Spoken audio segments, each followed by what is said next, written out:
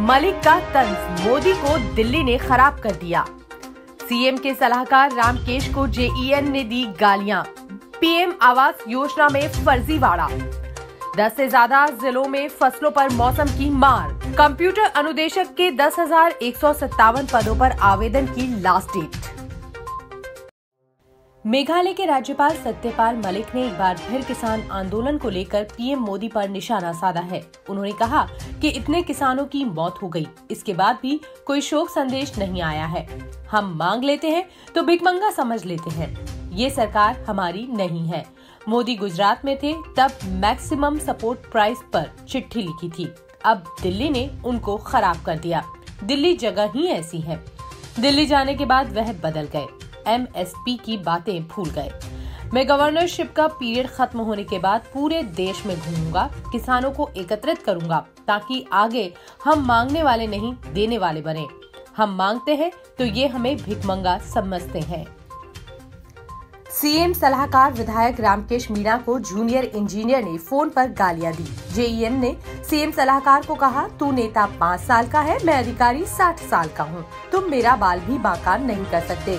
इसका ऑडियो सामने आने के बाद बिजली विभाग ने जेईएन को सस्पेंड कर दिया। दरअसल Wazirpur assistant junior engineer Satyanarayan Meena ने बताया कि 6 मार्च को जीवली गांव में सीएम सलाहकार रामकेश मीणा एक स्कूल के वार्षिकोत्सव में भाग लेने गए थे। उन्होंने वहां जनसुनवाई कर आमजन की समस्याएं सुनी।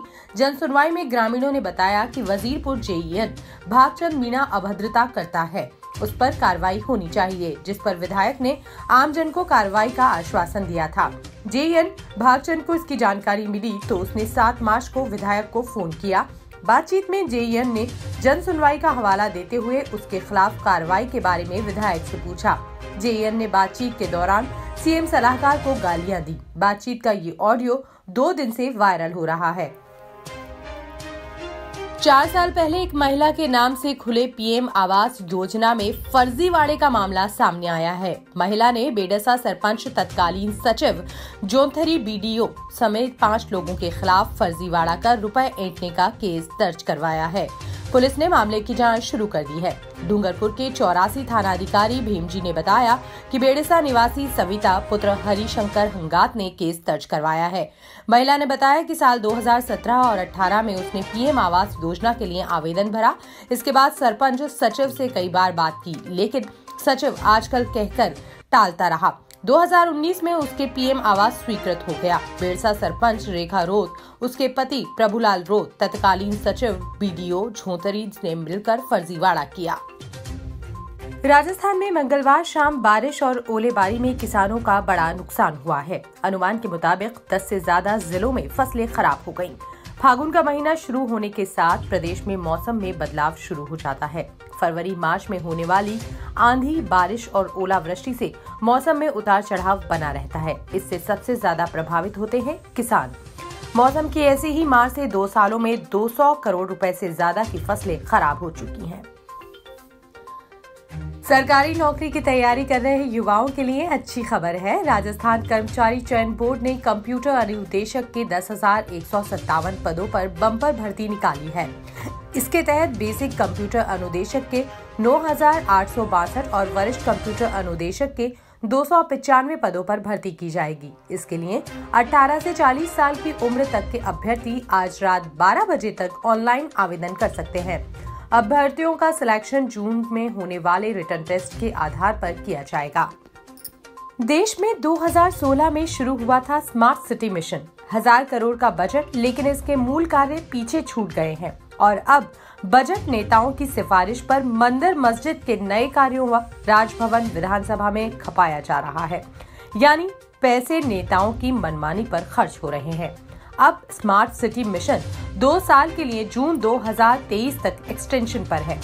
जयपुर में इस मिशन के 1000 करोड़ के कुल बजट में से 130 करोड़ रुपए तो सिर्फ ऑफिस खर्च, कंसल्टेंसी और जीएसटी में खर्च हुए हैं।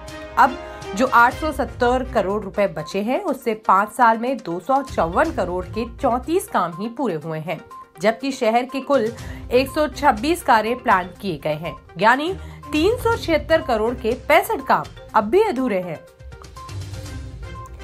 अतिरिक्त संभागीय आयुक्त जयपुर के रीडर मुकेश कुमार परसोया ने ही अतिरिक्त संभागीय आयुक्त जयपुर बाबूलाल गोयल के फर्जी हस्ताक्षर कर विचाराधीन कुछ मुकदमों में निर्णय पारित कर दिया। संभागीय आयुक्त दिनेश कुमार यादव को इसकी जानकारी मिली तो मुकेश कुमार परसोया को पदस्थापन कर न्यायालय अतिरिक्त संभागीय आयुक्त जयपुर द्वारा पारित समस्त निर्णयों के पत्रों की जांच के आदेश दिए हैं।